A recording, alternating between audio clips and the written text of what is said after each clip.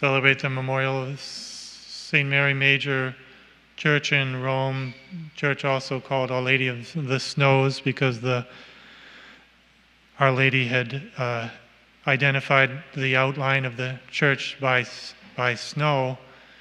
Snow only appeared where the church was to be built and how it was to be built, and not anywhere else.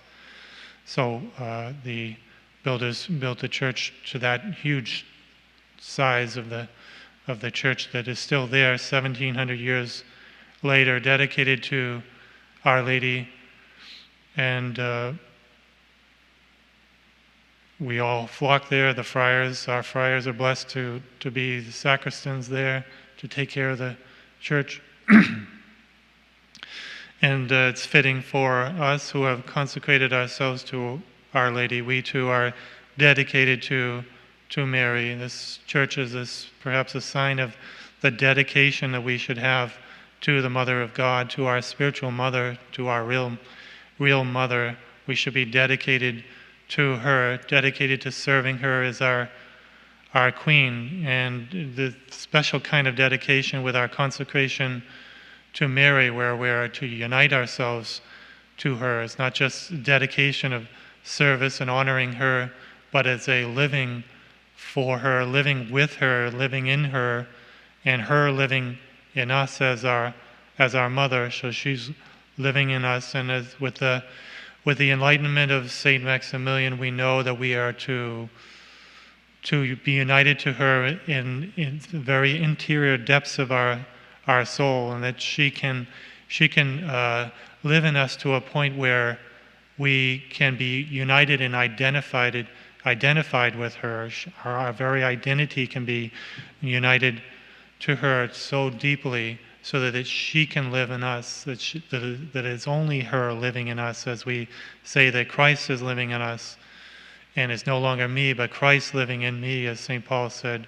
We can say the same of Our Lady to a subordinate way in Jesus. Our Lady should live in us. This is the teaching of Saint Maximilian, that Our Lady can live in us so much that it is her who is living in us and not us. So this is the kind of dedication that we want to have in Our Lady. And of course, it's not an overnight thing, but it's something that we gradually grow deeper united to her.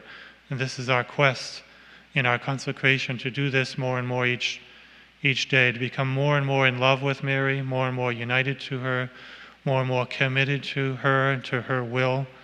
It's uniting our will with hers, so that it's her will living in us, acting in us. And this is a difficult thing, because we're so united to our own will. It's so difficult to get rid of our own will, to do her will, to do God's will through her. And yet it is our vocation, it's our call to do God's will. And we can do it more easily through the will of Mary's, uniting our will with hers.